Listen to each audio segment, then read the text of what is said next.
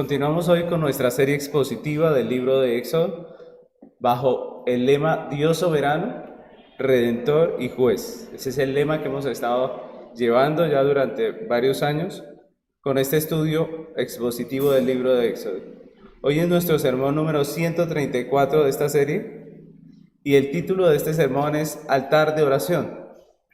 Vamos a estudiar en esta ocasión Éxodo 30 desde el versículo 1 hasta el 10. Éxodo 30, versículos del 1 al 10. Y pues como el texto es largo, vamos a ir leyéndolo a medida que lo estudiamos.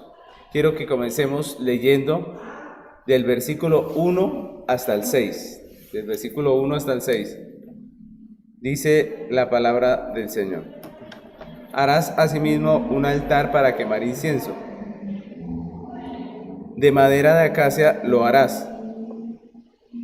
Su longitud será de 1 codo y su anchura de 1 codo, será cuadrado, su altura de 2 codos y sus cuernos serán parte del mismo. Lo cubrirás de oro puro, su cubierta, sus paredes en derredor y sus cuernos. Y le harás en derredor una cornisa de oro. Le harás también 2 anillos de oro debajo de su cornisa, a sus 2 esquinas, a ambos lados suyos, para meter las varas con que será llevado.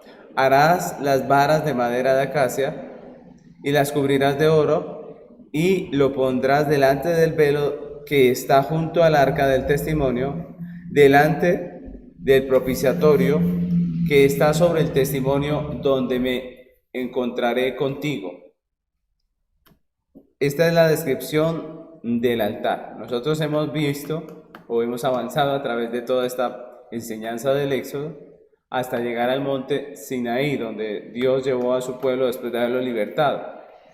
Donde Dios, después de llevarlos allí, les da las leyes allí en el monte y después llama a Moisés a la cumbre del monte a darle algunas directrices acerca del tabernáculo. Estamos en esa parte donde Dios está hablando a Moisés y le está dando directrices acerca del tabernáculo. En esta parte del Éxodo hemos estudiado el tabernáculo con la mayoría de su mobiliario. En el texto Dios interrumpe esa descripción del mobiliario y del tabernáculo para hablarnos de el sacerdocio, ¿recuerdan? Eso es de lo que hemos estado hablando los últimos domingos. Pero vuelve y termina el tema del sacerdocio y él continúa hablándonos del tabernáculo y del mobiliario. Hoy prácticamente estamos volviendo a ese tema del mobiliario y en el estudio de hoy hablaremos específicamente de un mueble del santuario que es el altar del incienso, que está ubicado en el lugar santo frente al lugar santísimo. Entonces ya hemos visto otros muebles que estaban allí en el santuario. Hoy nuestro texto nos está hablando del altar del incienso. Entonces la pregunta que nos hacemos hoy es ¿qué era el altar del incienso? ¿No? ¿Qué era este mueble que está pidiendo Dios allí en este texto?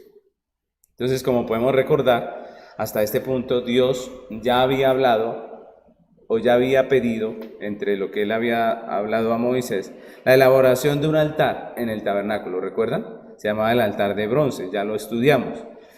Allí se sacrificaban animales, los animales que traía el pueblo de Israel para ofrenda delante de Dios, ¿recuerdan? Ese era el oficio del altar de bronce, que estaba ubicado allá a la entrada del tabernáculo, ¿recuerdan? Nosotros lo estudiamos hace algunos meses. Sin embargo, ahora Dios pide la elaboración de un nuevo altar. Y este nuevo altar que pide el Señor es diferente al otro en muchas formas, en el tamaño, en la construcción y sobre todo en su función. Si hablamos del tamaño de este nuevo atrio, de este nuevo altar,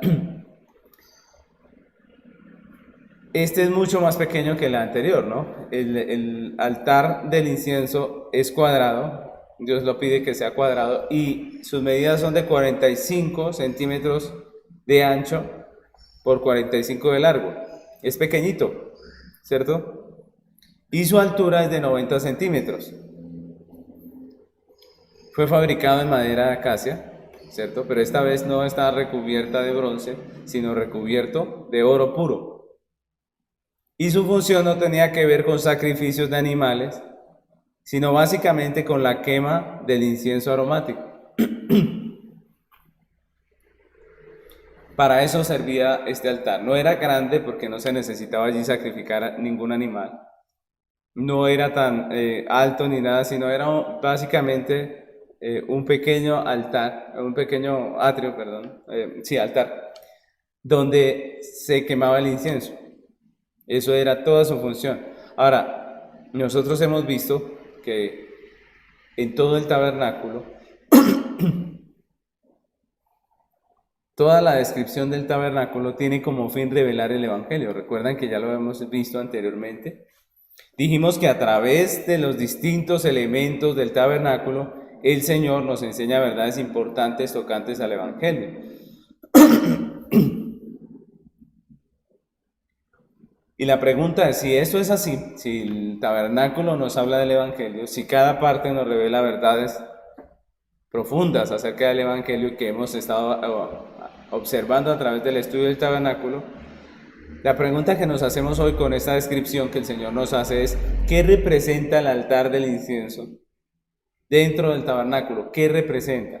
¿Cuál era la función en el santuario físico terrenal? ¿Y qué nos enseña con relación al Evangelio a través de este altar que Dios está pidiendo a los hijos de Israel?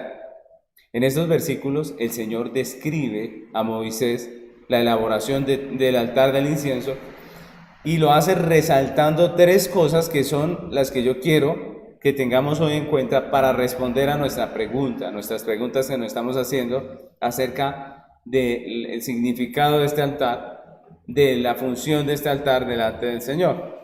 Hay tres cosas que resalta el Señor en el texto y que yo quiero que las estudiemos. Van a ser nuestros 3 puntos de la predicación de hoy, porque a través de ella vamos a entender lo que es el altar y qué representa ese altar. Entonces, sin más preámbulos, vamos a comenzar con nuestro primer punto.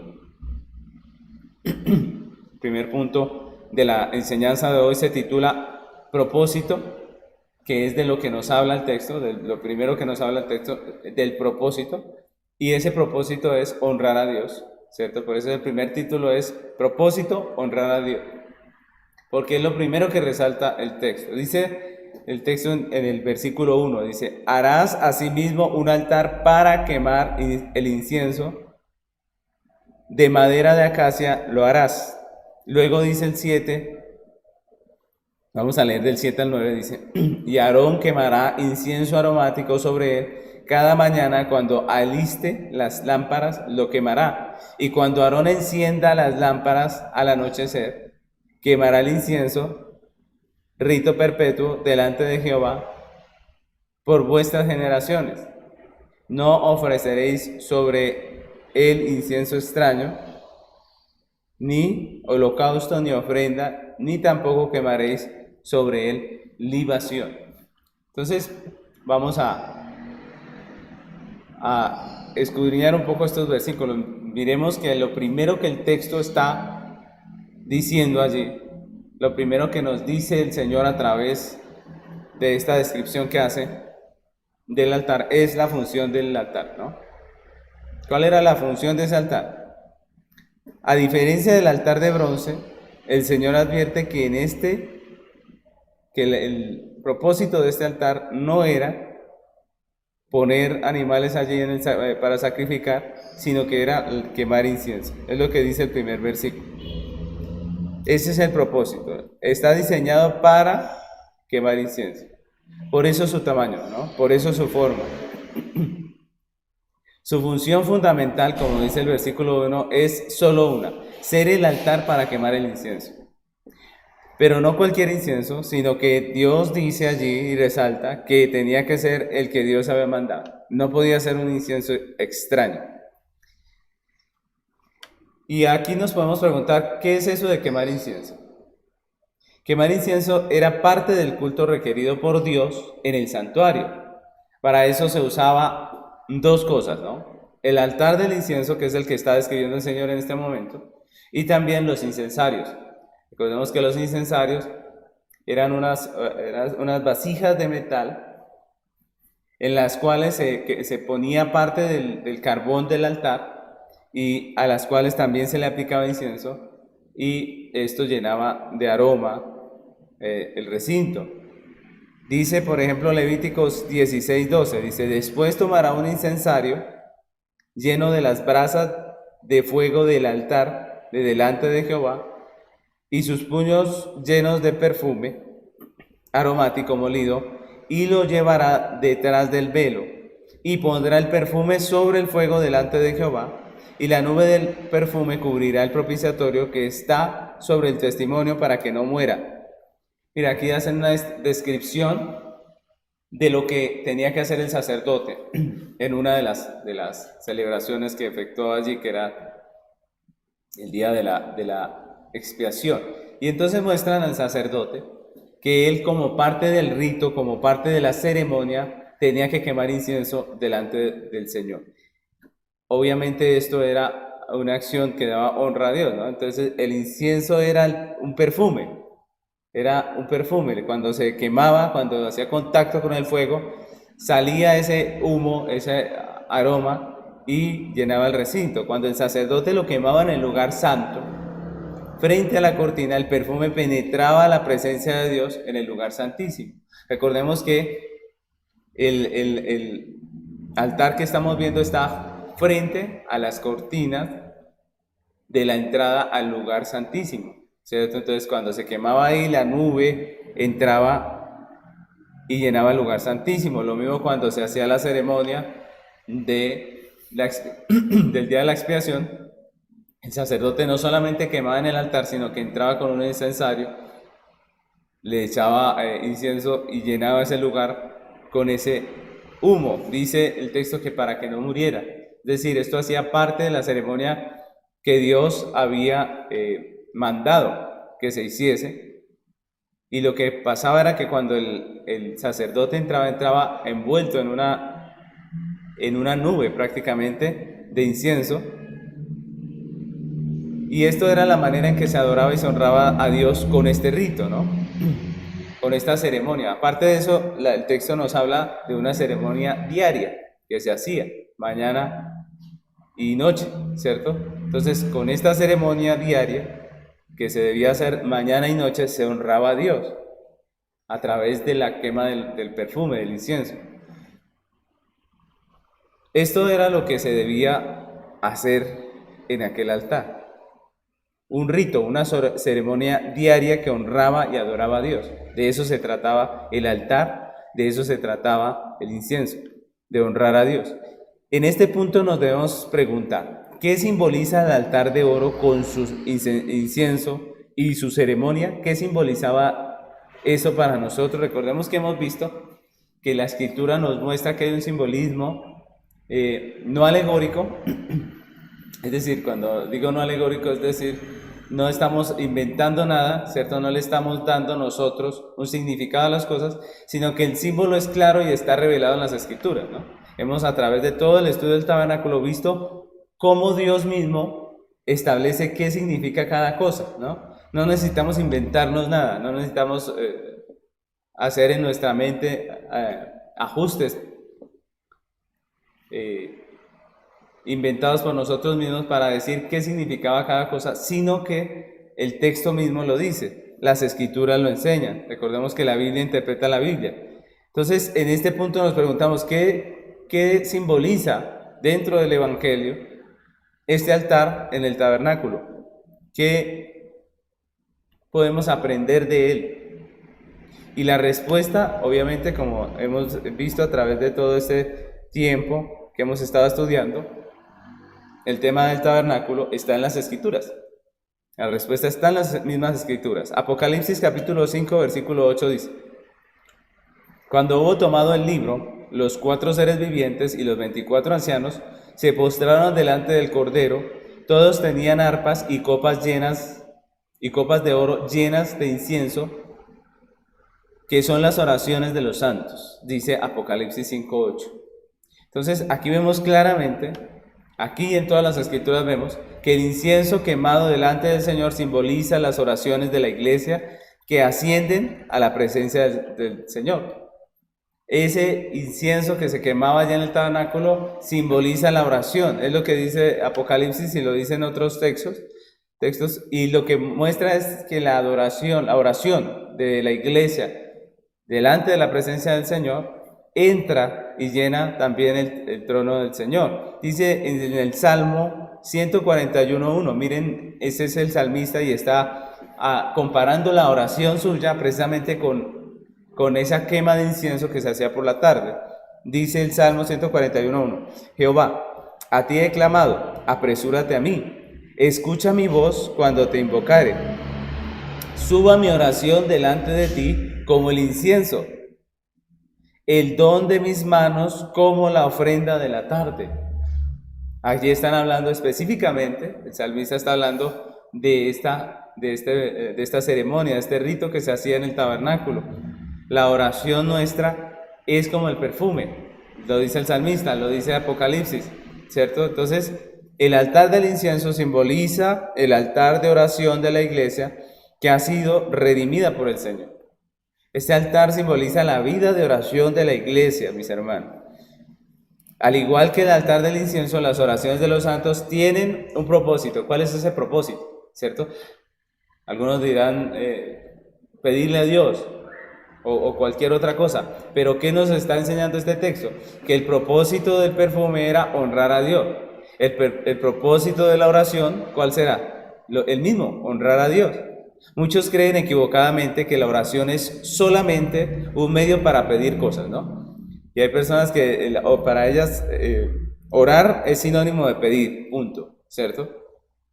E incluso algunos han llegado a pensar que con ella, con la oración, pueden llegar a doblegar la voluntad de Dios. Es decir, Dios no quiere algo, pero ellos a punta de oración le doblegan y hasta que Dios diga está bien, ¿cierto? Como si Dios fuera susceptible y pudiese cambiar de opinión de esa manera a causa de nuestra insistencia y de nuestra impaciencia. Otros creen que por medio de sus oraciones repetitivas constantemente pueden hacer que Dios haga lo que ellos deseen, incluso si no concuerda con su voluntad, ¿no? Entonces, si Dios ha dicho que no a algo, ellos insisten hasta que Dios diga que sí, ¿cierto? Es decir, yo puedo manipular a Dios o puedo doblegar su voluntad. Es lo que algunos piensan, ¿cierto? Pero la realidad es que la oración es un medio por el cual se honra a Dios. No es para manipular a Dios, no es para doblegar su voluntad, sino que es un medio para honrar a Dios, reconociendo sus atributos, reconociendo su grandeza, reconociendo su poder. Hay tres cosas específicamente que la iglesia reconoce a través de la oración bíblica. Ojo, no estoy hablando de lo que hacen por allí algunos que ordenan a Dios y le mandan a hacer cosas, no. Estoy hablando de la oración que la Biblia nos enseña, las oraciones que hicieron los hombres de Dios, las oraciones que hicieron los profetas, los apóstoles, las oraciones que hizo la iglesia a través de la historia de redención. Esa oración bíblica tiene como fin honrar a Dios. Y en medio de esas oraciones la iglesia reconoce tres aspectos del carácter de Dios, del ser de Dios. El primero es su absoluto poder. Cuando la iglesia ora, está declarando que Dios tiene el poder para hacer lo que Él quiere. Estamos diciendo, cuando oramos, que nosotros creemos que el que domina todo esto con su poder es Dios. Y Hechos capítulo 4, versículo 24, yo quiero que lo leamos porque allí vemos una oración de la iglesia que estaba en una situación difícil. Vamos a leer hasta el 29. Recordemos que los apóstoles estaban predicando el evangelio y fueron encarcelados, fueron amenazados por los líderes religiosos de la época para no predicar, para callar. Y después de que los dejan libres, porque les tocó dejarlos libres, entonces ellos se reúnen y ¿qué hacen? Ahí es donde ven estos versículos. Dice el versículo 24, y ellos habiendo oído, alzaron unánime la voz y dijeron, soberano Señor, tú eres el Dios que hiciste el cielo y la tierra, el mar y todo lo que en ellos hay.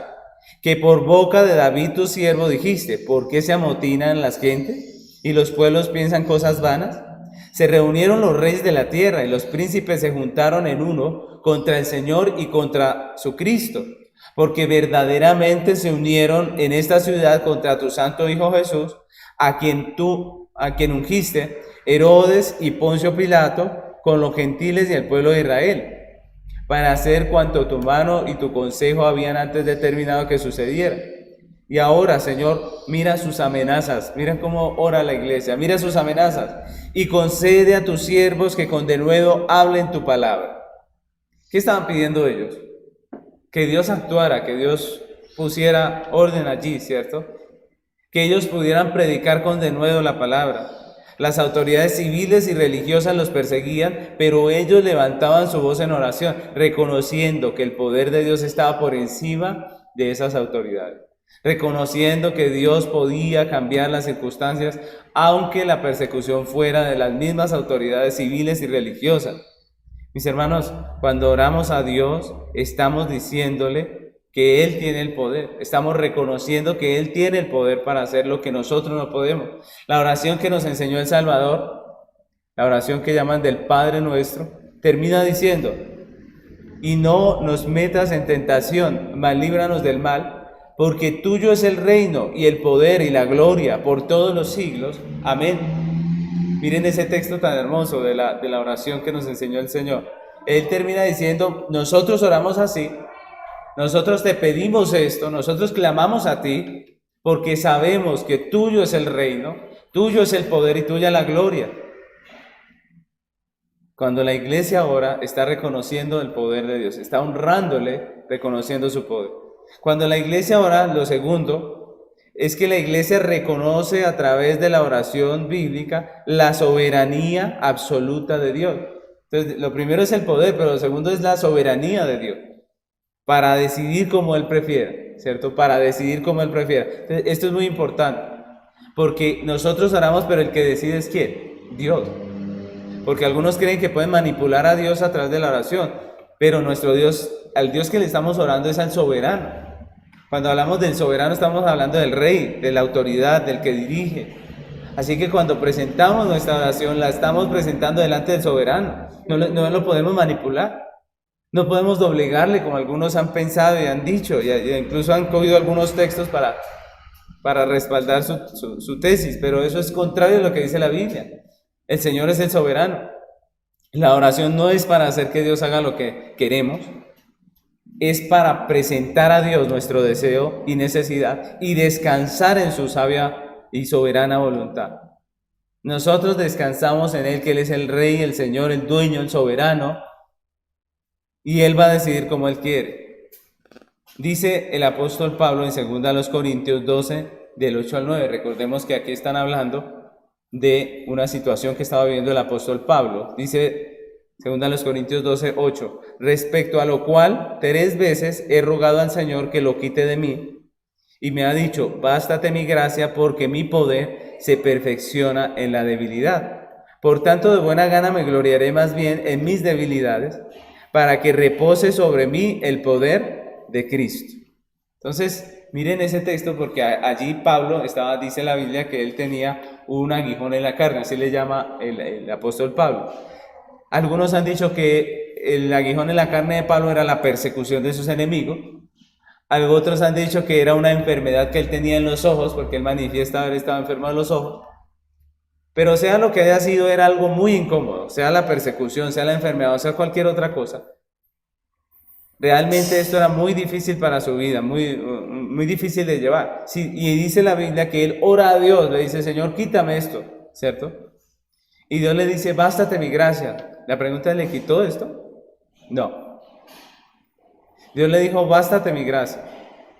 Es decir, que le baste la gracia que yo he derramado sobre usted, ¿cierto? Dios dijo no, eso es lo que pasa en ese versículo. Dios dice no. ¿Y qué actitud toma Pablo cuando ve que su Señor no le quita aquel aguijón? Él dice, pues entonces me gloriaré en mis debilidades, ¿cierto? Es decir, él aceptó la soberana respuesta de Dios. Él dijo, entonces me gloriaré en mis debilidades. No dijo, y ahora ¿qué hago? Porque Dios no me lo quita y estoy desesperado. No, dice que él rogó al Señor ya 3 veces y el Señor le dijo, bástate mi gracia. Mis hermanos, Dios es el soberano, Él puede responder a nuestra petición como Él quiere. Y eso es importante, nosotros no tenemos un mandadero.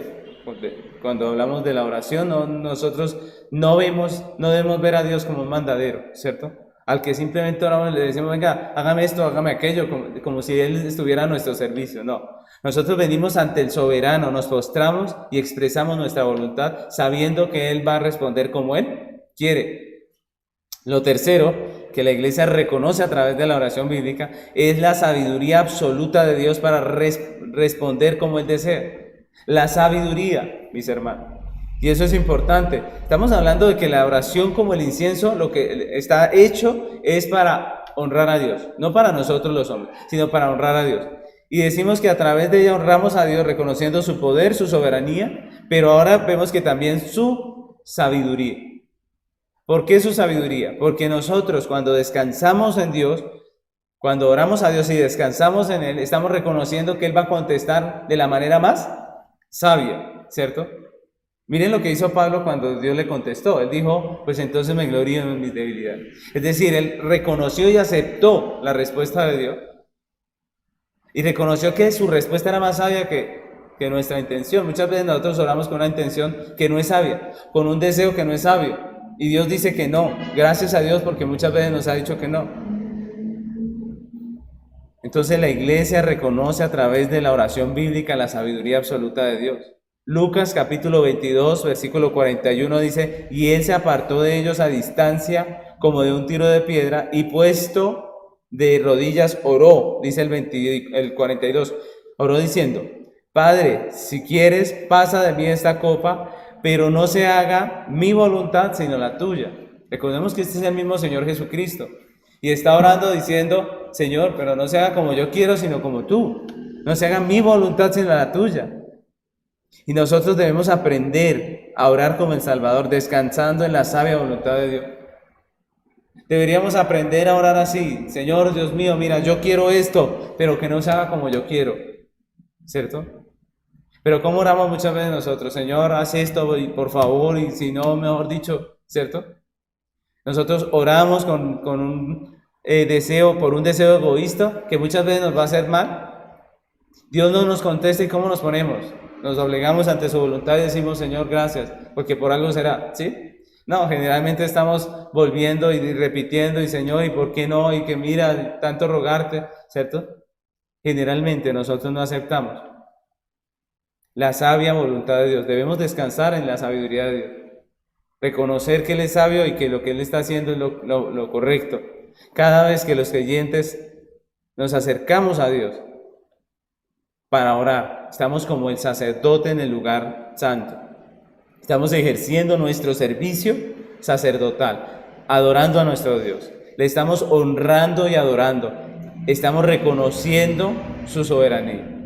Algunos piensan que orar a Dios constantemente podría incomodarle, ¿cierto? Algunos dicen, yo no le molesto tanto. Pero la Biblia no nos habla de que la oración es una molestia para Dios.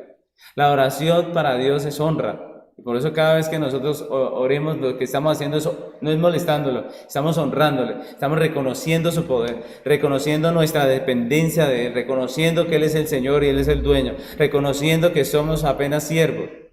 El fin de la oración verdadera, bíblica, es honrar a Dios, a aquel que tiene el absoluto dominio sobre todas las cosas, aquel que tiene todo el control sobre todas las cosas. Podemos concluir este primer punto diciendo que el altar del incienso simboliza el altar de oración o la vida de oración de la iglesia, que ha sido redimida por el Señor, que al igual que el altar del incienso, las oraciones de los santos tienen el propósito de honrar a Dios. Ojo, no es un propósito egoísta del hombre, no, es el propósito de honrar a Dios. Y que por medio de la oración, la iglesia honra a Dios reconociendo su poder, reconociendo su soberanía, pero también reconociendo su sabiduría. Entonces, esto es lo que estamos viendo en este primer punto, que nos habla del propósito del altar. El propósito era la honra. Ahora vamos al segundo punto de nuestro estudio.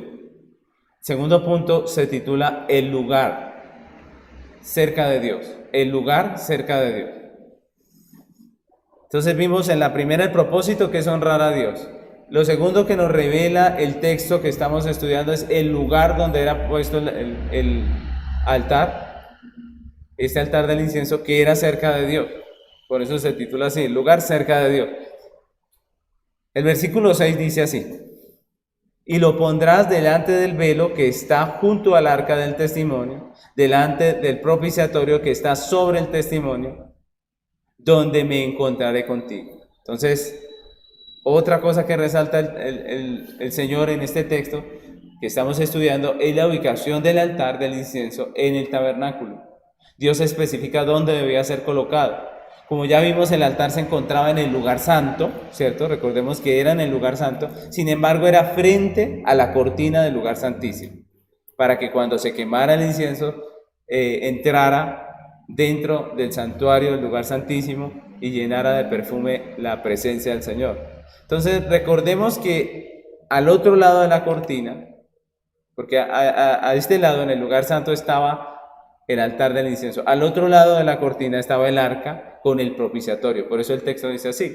Dios dice, habla del arca y del propiciatorio. ¿Por qué? Porque recuerden que el arca y el propiciatorio simbolizaban el trono de Dios, ¿cierto?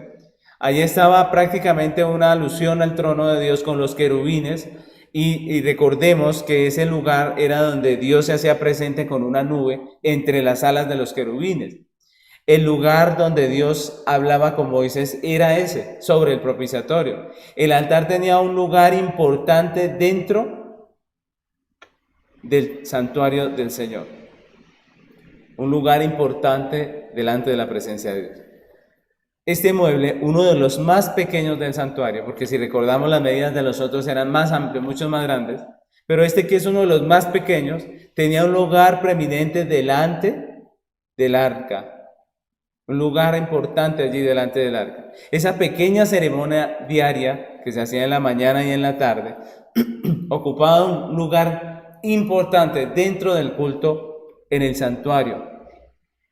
Y por eso se celebraba frente al trono de Dios.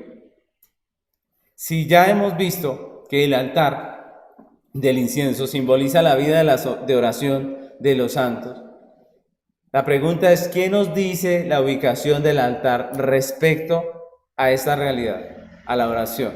¿Qué nos dice respecto a nosotros como iglesia? Esto nos habla primeramente, mis hermanos, del lugar de importancia que tienen las oraciones o la oración cerca de Dios. Y eso es muy interesante. Si este altar simboliza la oración y estaba cerca al trono, esto nos dice que nuestras oraciones tienen un lugar muy importante dentro de la voluntad y del diseño de Dios, ¿no? De lo que Dios diseñó. Es decir, que nuestras oraciones están cerca de Dios.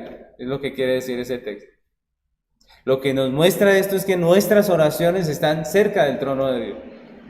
El Salmo 34, versículo 15, dice: los ojos de Jehová están sobre los justos y atentos sus oídos al clamor de ellos.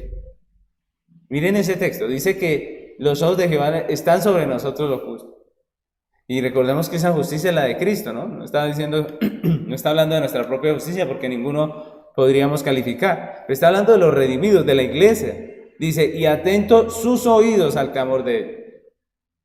Algunos piensan que Dios está lejano de nuestras oraciones. Otros creen que el pastor o una persona que ora mucho tiene como más contacto o está más cerca de Dios, ¿no? Y dice, pastor, ore usted por mí porque usted lo escucha más Dios. Pero ¿qué es lo que dice la Biblia? Este texto dice que Dios está atento a la oración de nosotros, los justos. Y los justos no soy yo solamente, no es el pastor. Y no está hablando de nuestra justicia, está hablando de la de Cristo. Es decir, que Dios está atento al clamor de los creyentes. Dios está atento al clamor de los creyentes. Sus ojos están sobre cada uno de nosotros. Después en el versículo 17 y 18 dicen, claman los justos. Ojo, no dice claman los pastores. Obviamente, nosotros como pastores estamos para hacer el servicio de la congregación y cualquier oración, nosotros estamos para eso, para orar por la congregación. Estamos disponibles para eso, es nuestro deber. Pero lo que les digo es que ustedes también Dios los escucha. A ustedes también Dios los oye. Dice, claman los justos y Jehová oye y los libra de todas sus angustias. Cercano está Jehová a los quebrantados de corazón y salva a los contritos de espíritu. Dios está cercano, miren, así como Dios estaba cercano al altar del incienso, también Dios está cercano a nuestras oraciones. A nuestras oraciones, que cuando las hacemos con sinceridad de corazón, ellas entran a la presencia del Señor y le honran, porque estamos reconociendo que somos dependientes de Él, que Él es el dueño, el Señor, que Él es poderoso, que Él es soberano, que Él es sabio. Pero también nos habla de la importancia que tiene la oración en la vida y la devoción personal de los miembros de la iglesia. No solamente del lugar de importancia delante de Dios, sino también nos habla de la importancia que tiene la oración en la vida y la devoción personal de los miembros de la congregación. Es importante, Dios demandaba esta ofrenda mañana y noche. El Señor Jesucristo ni siquiera nos mandó a orar cuando estuvo aquí entre nosotros los creyentes, sino que Él lo dio por hecho. Es decir, Él no nos mandó a orar, Él nos dijo cuando oren, ¿cierto? Es decir, Él dio por hecho que nosotros orábamos como iglesia, porque esa es la comunión, la comunicación de los hijos de Dios con su Padre. En Mateo 6:6 dice, mas tú cuando ores, miren cómo Jesús dijo. Jesús no les dijo oren, no, les dijo, mas ustedes cuando oren, dice, entra en tu aposento y cerrada la puerta, ora a tu Padre que está en secreto, y tu Padre que ve en lo secreto te recompensará en público. Aquí nos hablan de la oración privada. Jesús dijo, cuando ustedes oren, entren a la presencia del Señor, delante del Padre, háganlo allí en secreto, dice el Señor. Así que es importante la oración para nosotros como creyentes, es importante, es la vida de la iglesia. Y también este hecho de que el altar esté cerca al trono del Señor nos habla también de la importancia que tiene la oración dentro del culto a Dios.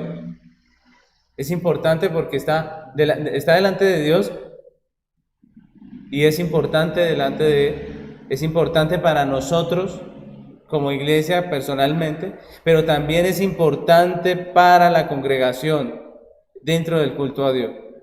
El apóstol Pablo, escribiendo a Timoteo en el contexto del culto público, porque Pablo estaba hablándole a Timoteo acerca del contexto del culto público, le escribe, le dice en 1 Timoteo 2, del 1 al 4, dice la palabra, exhorto ante todo a que se hagan rogativas, oraciones, peticiones y acciones de gracia por todos los hombres, por los reyes y por todos los que están en eminencia, para que vivamos quieta y reposadamente en toda piedad y honestidad, porque esto es bueno y agradable delante de Dios nuestro Salvador, el cual quiere que todos los hombres sean salvos y vengan al conocimiento de la verdad. Pregunta, ¿es importante la oración en el culto público? Claro que sí. El apóstol Pablo dice que él quiere que se hagan rogativas por las personas que están en eminencia, por la nación, ¿cierto? Rogativas, peticiones, acciones de gracia por todos los hombres. Mis hermanos, la oración es un punto importante dentro del culto público. El tiempo que dedicamos aquí a la oración, por breve que sea, es un tiempo que es importante delante de la presencia del Señor. Aquí exponemos delante de Dios nuestras peticiones como iglesia. Rogamos por nuestra nación cuando estamos en algunas situaciones difíciles. Pedimos por los miembros de la congregación. Rogamos por la sanidad de los hermanos. Pedimos por las iglesias del presbiterio, por los pastores. Ese es nuestro deber. Estamos llamados a eso. Así que, mis hermanos, la oración es importante, ¿cierto? La oración tiene un lugar muy importante delante de la presencia de Dios, así como lo tenía el altar del incienso. Hay quienes han llegado a pensar que como en el decreto eterno, Dios ya dispuso todo, porque nosotros sabemos que Dios dispuso todo conforme a su soberana voluntad. Entonces algunos dicen, como eso es así, la iglesia ya no debería ocuparse de la oración, ya no debería preocuparse por estar orando.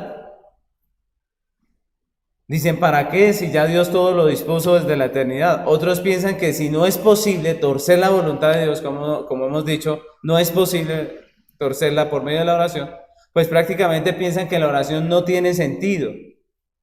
Y todo esto se debe precisamente a una comprensión que es humanista y que es equivocada acerca del tema de la oración en la iglesia. Porque nosotros vemos la oración desde el plano del hombre, desde la vista humana. Pensamos que es un medio para nosotros.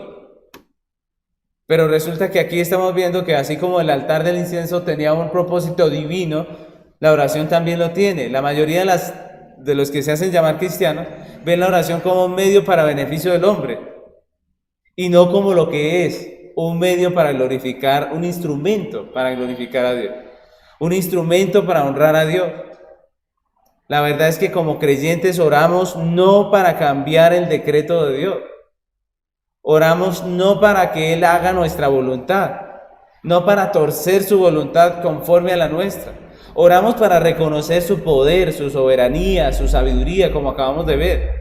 Oramos porque reconocemos nuestra incapacidad, nuestra debilidad. Reconocemos que no podemos nosotros, mis hermanos, que dependemos de Dios. Por eso es que oramos.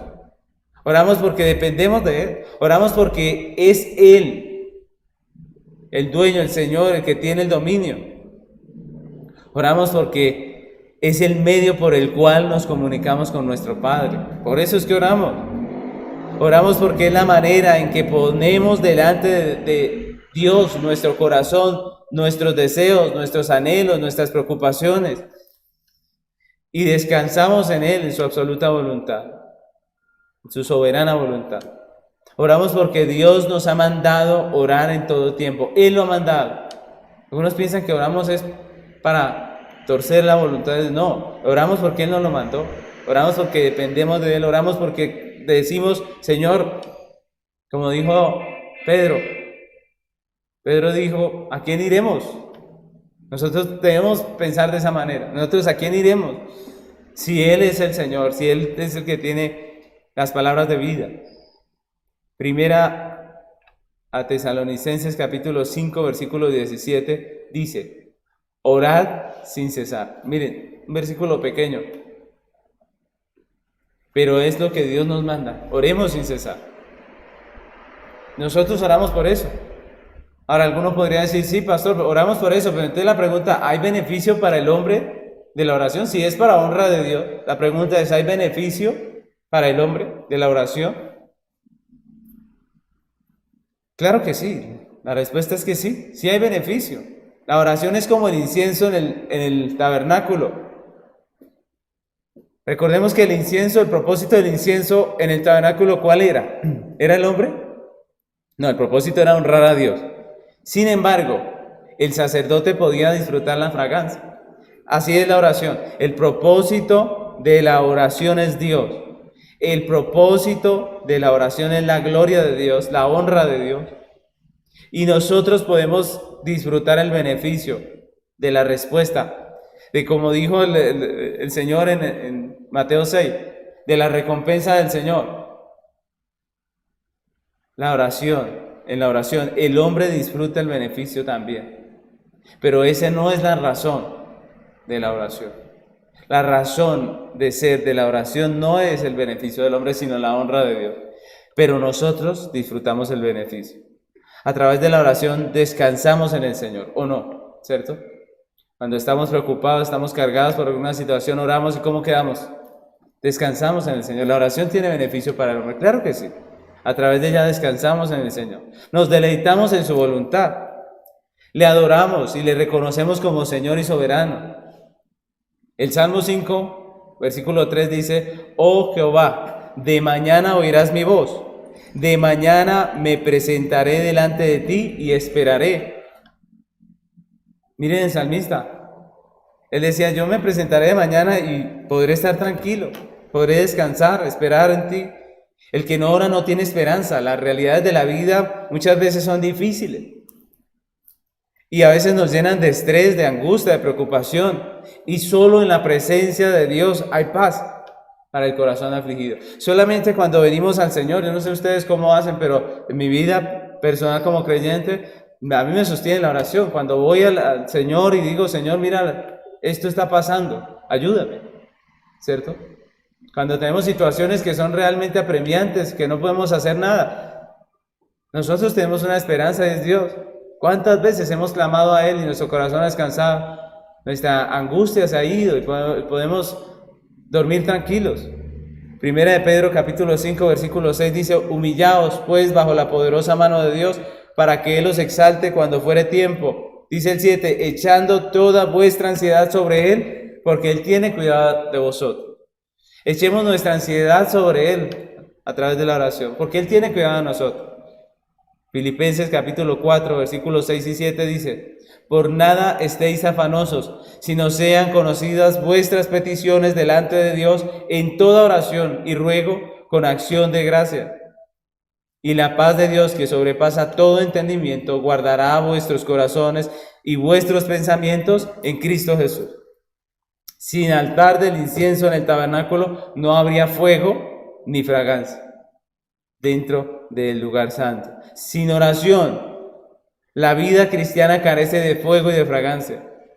Por eso no debemos caer en ninguno de los dos extremos que hoy en día caen muchos cristianos. Ni en el extremo del religioso que ve la oración como un ídolo que le puede otorgar todo lo que él quiere, que ve la oración como algo mágico con lo que puede obtener todo lo que se le ocurre en su mente egoísta, ni tampoco como el escéptico que menosprecia la oración, que la desprecia como si no tuviera ningún sentido y como si no sirviera, y que ignora que el altar de la oración está cerca del trono de Dios. Debemos nosotros darle el valor a la oración que tiene delante del Señor. El valor justo, el valor que le da la Biblia a la oración. La oración es un medio por el cual honramos a Dios y también somos beneficiados de su respuesta. Podemos concluir este segundo punto diciendo que la ubicación del altar cerca al arca, símbolo del trono de Dios, porque eso era el símbolo del arca, nos habla primeramente del lugar que tiene nuestra oración cerca del corazón de Dios. Pero también nos habla de la importancia que tiene la oración en la vida y la devoción personal de los miembros de la iglesia. Y también nos habla de la importancia que tiene la oración dentro del culto a Dios. Mis hermanos, la oración es dependencia de Dios. La oración honra y glorifica a Dios y la oración está cerca al corazón de nuestro Dios. Así que pasemos a nuestro tercer punto del estudio de hoy, que se titula La razón, expiación. Entonces, hemos visto en estos puntos el propósito, ¿cierto?, de este altar. Hemos visto la ubicación y ahora estamos hablando de la razón de que Dios reciba nuestra oración, que es la expiación. Entonces, por eso ese punto 3 se titula La razón, expiación. Y vamos a leer el versículo 10 de nuestro tema. Dice el versículo 10, y sobre sus cuernos hará Aarón expiación una vez al año con la sangre del sacrificio por el pecado para expiación. Una vez en el año hará expiación sobre él por vuestras generaciones. Será muy santo a Jehová. Será muy santo a Jehová. Miren tan hermoso este texto, ¿no? Porque dice que sobre él se hacía también expiación. Y otra cosa que resalta el texto es el uso que se hacía del altar del incienso el día de la expiación. Este día se hacía un uso diferente del altar. Aunque como vimos anteriormente, ese altar no fue diseñado para el sacrificio de los animales, sino para quemar incienso. Había una ceremonia que se efectuaba en él que tenía que ver con el sacrificio. En el texto el Señor nos dice que la única vez que el altar era tocado con algo diferente al incienso, al humo del incienso, que era lo que se ponía allí, era el día de la expiación. El día de la expiación ocurría algo. Ese día era el único de todo el año en que el sumo sacerdote podía entrar al lugar santísimo, ¿recuerdan? Es el único día del año en el que él podía entrar a ese lugar santísimo, a la presencia de Dios. ¿Para qué? Para presentar expiación por el pecado de todo el pueblo, para interceder por el pueblo de Israel. En esta ceremonia el sacerdote ungía los cuernos del altar del incienso con la sangre del sacrificio que fue ofrecido en el altar de bronce, ¿cierto? Ojo, en el altar del incienso no se sacrificaba el animal, no. Simplemente allí se ungía con sangre los cuernos del altar del incienso. Dice el texto que para hacer expiación delante de Dios. Así que ese era un rito que se hacía dentro del día de la expiación. Poner algo de sangre en los cuernos del altar, algo de la sangre del cordero de la expiación en los cuernos del altar del incienso. Ahora, la pregunta es, ¿qué nos habla o qué nos dice esa sangre de la expiación en los cuernos del altar? ¿Qué nos enseña eso? Pues la palabra del Señor aquí que nos presenta esa sangre de la expiación en los cuernos del altar del incienso nos recuerda dos cosas. La primera de ellas es la intercesión continua que hace nuestro sumo sacerdote Cristo delante de Dios por su iglesia. Recordemos que el sacerdocio de Aarón era una sombra del sacerdocio de Cristo. Y aquí vemos que el sacerdote, el ministro terrenal, tenía que el día de la expiación entrar e interceder por la iglesia. Pues nosotros vemos que este texto también nos recuerda que Cristo, delante de Dios como sumo sacerdote, también hace una intercesión. La expiación de Cristo fue una sola vez para siempre. Sin embargo, la Biblia nos presenta la intercesión de Cristo como algo continuo delante de Dios. Romanos capítulo 8, versículo 34 dice: ¿quién es el que condenará? Cristo es el que murió, más aún el que también resucitó, el que además está a la diestra de Dios, el que también intercede por nosotros. La intercesión es el ministerio continuo que ejerce Cristo como sumo sacerdote por su iglesia delante del trono de Dios.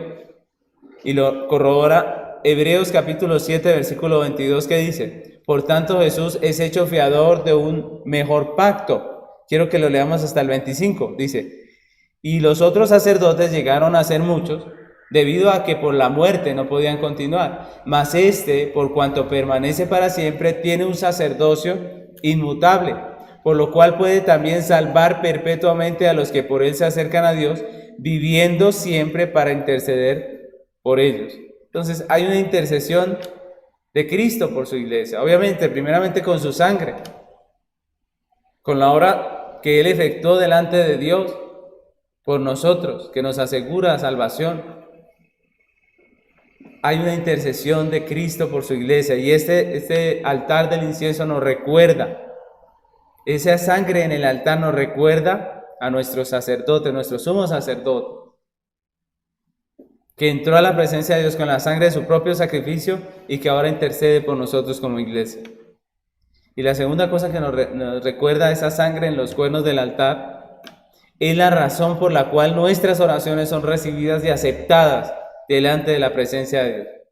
La razón por la que esas oraciones que nosotros hacemos son recibidas no es nuestra justicia, no son nuestra piedad ni nada por el estilo. La razón de que Dios acepte nuestras oraciones y nuestras personas delante de su trono es la expiación. Es la sangre del Cordero que está sobre ese altar. Así como la sangre del Cordero estaba sobre el altar, se untaba sobre el altar, así también la oración nuestra es acepta porque la sangre de Cristo fue derramada. Recordemos que la palabra expiación nos habla de cumplir o pagar una pena impuesta por las autoridades.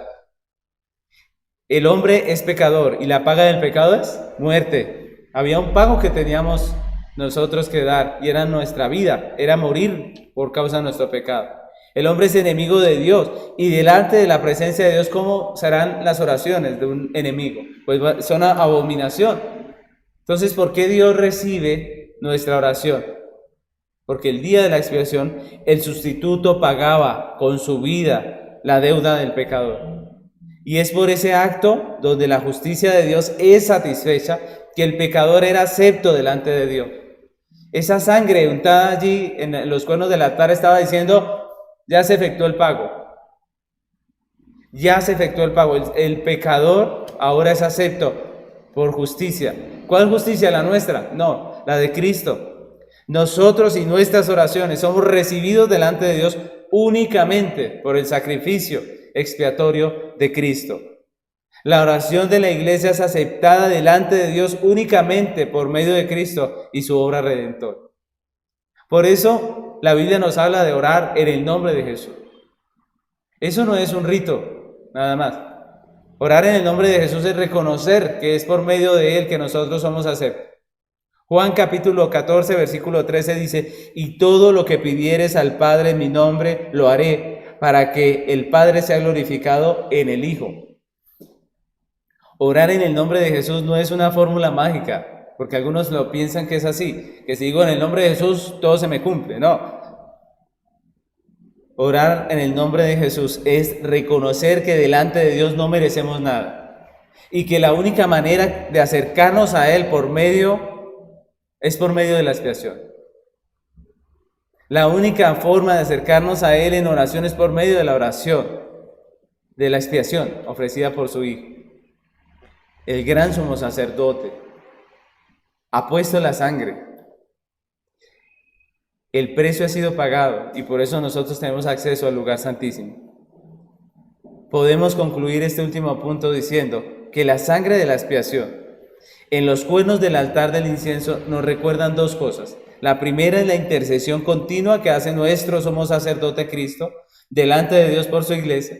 Y la segunda es la razón por la cual nuestras oraciones son recibidas delante de Dios. Y es la expiación. La oración de la iglesia es aceptada delante de Dios únicamente por medio de Cristo y su obra redentora. Por eso decimos nosotros en el nombre de Jesús. No simplemente como un rito, no, sino porque sabemos y entendemos que es por el nombre de Cristo, que es por Cristo que nosotros somos aceptos, que es por su obra redentora. Así que, mis hermanos, podemos terminar esta enseñanza del día de hoy concluyendo o recordando lo que hemos aprendido. Aprendimos que el altar del incienso simboliza el altar o la vida de oración de la iglesia, que ha sido redimida por el Señor. Los que hemos sido redimidos levantamos a Dios nuestra oración. Las oraciones de los santos tienen el propósito de honrar a Dios. Eso es algo que aprendimos hoy también. El propósito de la oración no es el hombre. Los humanistas han querido poner el hombre en el centro del asunto, pero el propósito de todo es Dios. El propósito de nuestra redención es Dios. El propósito de la vida eterna es Dios. El propósito de la oración es Dios. Por medio de nuestra oración como iglesia, honramos a Dios reconociendo su poder, reconociendo su soberanía, reconociendo su sabiduría. Por medio de la oración le decimos a Dios que dependemos de Él, que nosotros no podemos, que no entendemos, que no somos sabios, que Él es el sabio. Por medio de la oración descansamos en su voluntad. También aprendimos que nuestras oraciones están cerca del corazón de Dios, que tienen gran importancia para Dios y también en la vida de la iglesia, en la devoción personal y también dentro del culto público. La oración es importante, no la menospreciemos. No menospreciemos nuestras oraciones porque ellas son valiosas delante del trono de Dios. Y por último vimos que la sangre de la expiación en los cuernos del altar del incienso nos recuerda que la intercesión de Cristo es continua delante de Dios por su pueblo. Nos recuerda que tenemos un intercesor, que la Biblia nos lo presenta así. Nos presenta la expiación hecha una vez para siempre y nos presenta la intercesión continua de Cristo delante de Dios por su iglesia. Y también nos recuerda que la razón por la cual nuestras oraciones son recibidas y aceptadas delante de Dios es la obra perfecta de Cristo, esa obra expiatoria. Es por su obra perfecta que nosotros tenemos entrada al lugar santísimo. Las preguntas que nos podemos hacer en este día, en esta mañana para finalizar, esas preguntas son las siguientes. ¿Estamos orando de forma bíblica? para la honra y la gloria de Dios? ¿O hemos pensado que la oración es un medio para torcer la voluntad de Dios y que Él haga lo que nosotros deseamos? ¿Cómo estamos viendo la oración? Porque si usted piensa de esa manera, usted está insatisfecho, usted está lleno de pronto hasta de rencor porque no le contestan su oración como usted quiere. Pero si oramos de forma bíblica, sabemos que estamos honrándole y estamos dejando nuestro corazón en sus manos, nuestra situación en sus manos. ¿Estamos confiando en el poder de Dios? Es otra pregunta que nos podemos hacer. ¿Estamos confiando en su poder? ¿Estamos confiando en la soberanía de Dios? ¿O creemos que nosotros lo vamos a hacer todo? ¿Estamos confiando en la soberanía, en el poder de Dios? ¿Estamos confiando en su sabiduría para que nos responda como Él quiere y no como nosotros? ¿O estamos renegando porque Dios no contesta nuestra oración como a nosotros se nos ocurre? ¿Oramos confiando en la justicia de Cristo o estamos orando confiando en la nuestra? Muchas veces nosotros llegamos a pensar que somos nosotros, que es nuestra justicia la que hace que Dios conteste nuestra oración. ¿Cómo estamos orando? ¿Estamos descansando en su justicia o estamos pensando que Él está respondiendo por causa de la nuestra? Porque eso no es evangelio. Evangelio es confiar en la absoluta justicia de Cristo. Otra pregunta, ¿estamos dándole a la oración el lugar que se merece? ¿O la estamos idolatrando o la estamos menospreciando? Porque los dos extremos son malos. Estamos idolatrando la oración de tal manera que nosotros creemos que ella es mágica prácticamente. O la estamos menospreciando y decimos, yo para qué oro si al fin y al cabo Dios ya todo lo decretó. Los dos extremos son malos. El Señor dice que la oración es importante. Por eso Dios nos manda a orar sin cesar. Por eso nos llama a la oración. Mis hermanos, estas son preguntas para que reflexionemos acerca de nuestra vida de oración. En todo nuestro estudio dijimos que así como sin el altar no habría fuego, ni perfume, ni aroma dentro del santuario, sin la oración no hay fuego, ni perfume en la vida del creyente. Así que mis hermanos, les invito a que terminemos este tiempo orando al Señor, pidiéndole que nos ayude, agradeciéndole por su intercesión soberana y pidiéndoles, poniendo delante de nuestra vida en oración, pidiéndole que nos sostenga como iglesia, nos ayude, nos afirme, pidiéndole que ponga ese fuego en nuestra oración, que active nuestra vida de oración como iglesia, que nosotros podamos darle el lugar que la Biblia le da a la oración. Así que les invito a que oremos. Señor amado, queremos agradecerte por este mensaje que tú nos has dado en el día de hoy. Gracias por tu misericordia y tu bondad, por darnos el privilegio hoy de disfrutar de esta palabra, Señor. Queremos agradecerte, Señor, bendecirte, agradecer por la obra intercesora de Cristo, nuestro sumo sacerdote. Gracias porque, aunque la expiación fue hecha una vez para siempre, la Biblia dice que nuestro intercesor continuamente está delante de ti, del trono de Dios. Queremos agradecerte y pedirte, Padre, en este tiempo, que nos ayudes, nos fortalezcas como iglesia. Perdónanos porque muchas veces idolatramos la oración como si fuera un ídolo al que podemos acudir para toda solución de problemas y conflictos. Y eso no es así, Padre Celestial. Perdónanos cuando hemos hecho de la oración un ídolo, pero también perdónanos si hemos menospreciado la oración y la hemos dejado de lado pensando que no es necesaria. Señor, ayúdanos a ver la oración como la Biblia nos enseña, un medio para adorar a Dios, un instrumento de adoración y de gloria a Dios. Ayúdanos a poder disfrutar de sus beneficios también, Señor, de los beneficios de poder orar y de clamarte a ti.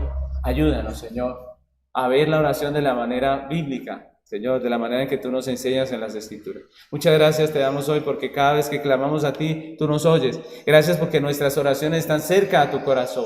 Gracias porque tú nos oyes, Señor. Ayúdanos, Señor, que cada día tu iglesia crezca en comunión y también en vida santa, en vida que te glorifique. Señor, ayúdanos cada día. Te damos muchas gracias. En el nombre de Cristo Jesús. Amén.